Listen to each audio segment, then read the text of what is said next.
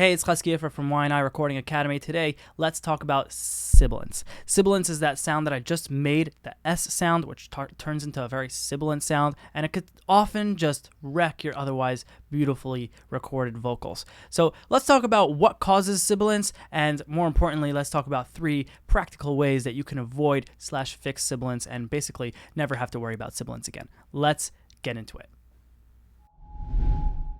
Sibilance is caused by an overload of this S sound in the capturing of the recording. So what determines an overload?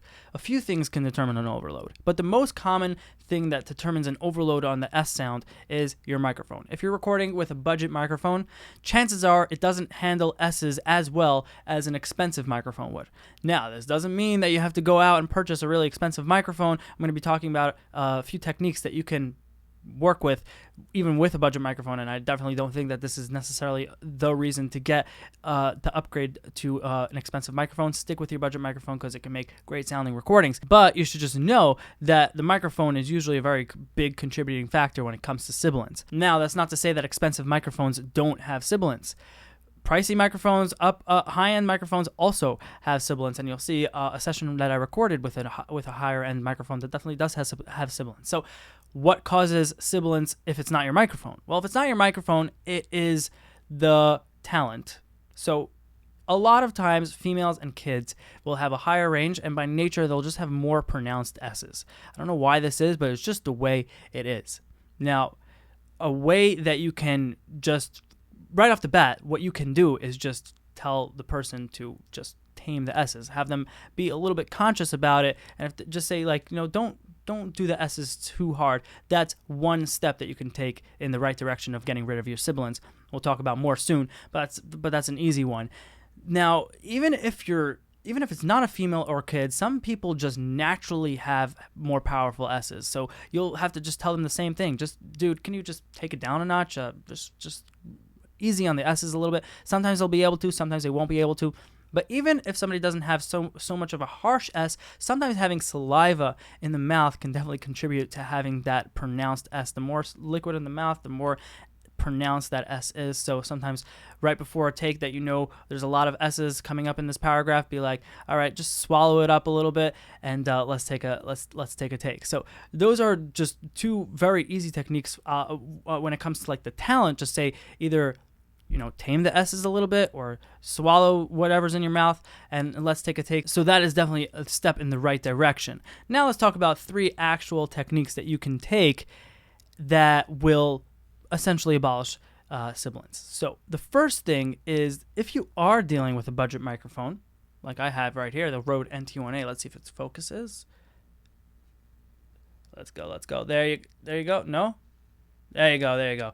All right, so the Rode NT1A is a budget microphone. I think it's a really great microphone, and you can get amazing sounding results. But if you're finding that you're getting a little bit too sibilant for some reason, so I would say right now my mouth is right against the capsule. If you just tilt it a little bit off to the side, either the left or the right, you'll get significantly less sibilant. Now, I don't recommend recording like this throughout the entire project. I recommend recording like this when you have a verse coming up that there's a lot of S's, or you have a talent that has just a very powerful S, or if your microphone can't handle it and it's just, you feel like off to the side is just better, then you can technically record it all the way off to the side.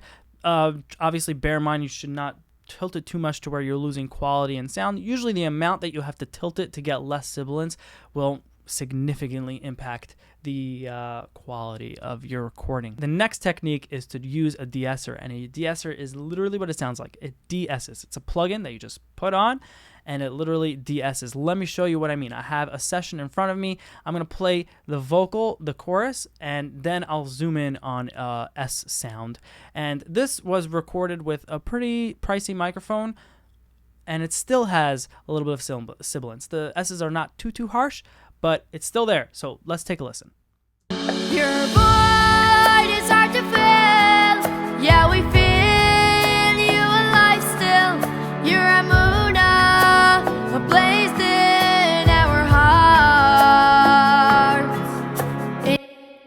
So when he says "feel you alive still," that still, the S of that still is definitely sibilant. So let me play that in solo. You alive still, you're a mooner. It's just jumping out at me, and I want to get rid of that. So what I'm going to do is I'm going to slap on a de-esser. Now, the de-esser that I'm going to be using is the Waves de-esser because I'm just used to it, but you could use the stock de-esser. Let's talk about what a de-esser is. A de-esser is just a compressor that compresses the higher frequencies and basically just compresses just the S's. So I don't usually touch anything besides the threshold in this de-esser. I just bring down the threshold to where I feel like it's hitting good. But if you're using a stock plugin, then I would recommend setting the frequency. By default, Waves frequency is set to 5500. So anything before 5K is not even getting de-essed. Everything after 5K, that's more where it's getting de-essed. So I would say to try to set that in your stock plugin. You don't want to de-ess the entire signal. You just want to de-ess the higher frequencies. Now, how do you use a de-esser? All you got to do is bring down the threshold till you're not getting that S sound jumping out of you. Now, if you do this too much, the singer will end up having a lisp, and you don't want that. So just be careful that you're not doing it too much on the S's, and it sounds natural.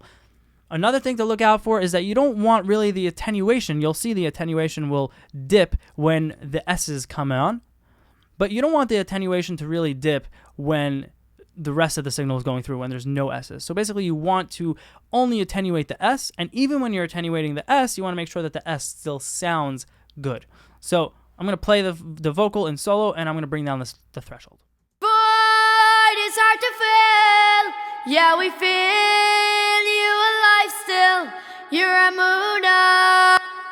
So you can see over here, I'm getting the attenuation of the S, and I'm not getting any more attenuation when there's not an S signal going on. The attenuation is not doing anything. So basically, the de-esser is not doing anything. When the S comes along, the de-esser clamps down on it, which is good, but it's not clamping down too much. Where if I did it too much, it's gonna have a lisp. Listen. Boy, it's hard to feel. Yeah, we feel you alive still. Sounds like you almost can't say the word S. But where I had it before, right here, is a great balance because I'm not getting any attenuation where there's no S's. I'm getting attenuation in the S's, but they still sound natural. So this is how to use the de-esser. Let's do a quick before and after. So this is before. Alive still. And this is after. Alive still. That S is still there, but it's just not jumping out at you. The last technique that I'm going to be showing you to get rid of de-essing is to literally go into the clip gain and just bring down the S syllable by itself a little bit. Why would you want to do this? So let's say the de-esser is working too hard and it feels like you're getting a lisp, or the attenuation is not attenuating the S unless it's attenuating the other parts of the signal. This next technique will help you if you don't want to deal with a de-esser, or it could even help the de-esser along a little bit. So the de-esser could go halfway, and this technique will bring it the next halfway. But I'm going to be showing it to you without a de-esser, and you can feel free to use it in tandem.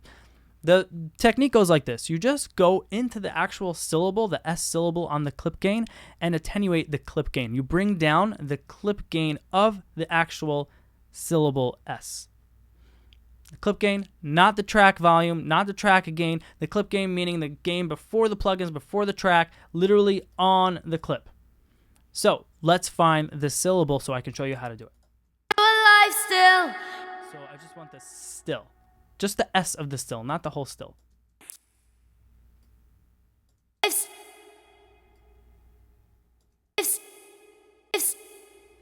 still too much. So right there, this is the S. So what I'm going to do is I'm going to break this S. So now it's its own clip right here. And I'm going to take the clip gain over here, and I'm just going to bring it down, let's say 5-6 dB. And now I basically manually attenuated the S. So if I play it, you'll see that the S is not jumping out at you as much. You alive still, you're a mooner. And this is a great technique when a de-esser is just not sounding natural for you or it's just not working for you. This is a really, really great technique because it doesn't really compress the sound. It just makes the sound lower for that syllable. The only annoying part about this is that you would, if you want to go with this technique, throughout your entire project, you would have to go to each and every S and attenuate every single one, which is a little bit annoying, where opposed to like a de-esser, you just slap it on and you're good to go. So these three techniques, the microphone off center, the de-esser, and the actual attenuation of the clip gain, if you do all these techniques, you will essentially abolish sibilance from your vocals. And once you abolish sibilance from your vocals will instantly step up their game, because your vocals could be really beautiful right now, but once you have that S just jumping out at you, it instantly takes it down in quality. So if you get rid of that problem, rid of that sibilance problem, you automatically just elevated your vocal game without really doing much. You know, you didn't have to go out and buy a new microphone. You have to learn a whole new recording technique. You just got rid of the sibilance, and it really will elevate a lot. So I hope this helps you, and I'm curious to know which one of these three techniques is your favorite. Comment down below. Let me know. And before you go, I want to give you something. If you're looking to start a home studio or upgrade a home studio and you're not sure what gear you need or you're in a budget, so I put together an entire PDF of every single piece of gear you would need for a studio. And it doesn't matter which budget you are, it has like a few different budgets over there, and has links to every single product. So everything's right there for you. And you could just literally download it. And if you're looking to start a home studio, you can just pick what you want to buy. And if you're looking to upgrade, you can upgrade based on that PDF. It's really, really great. It's free. Just go download it in the description below. And till next time.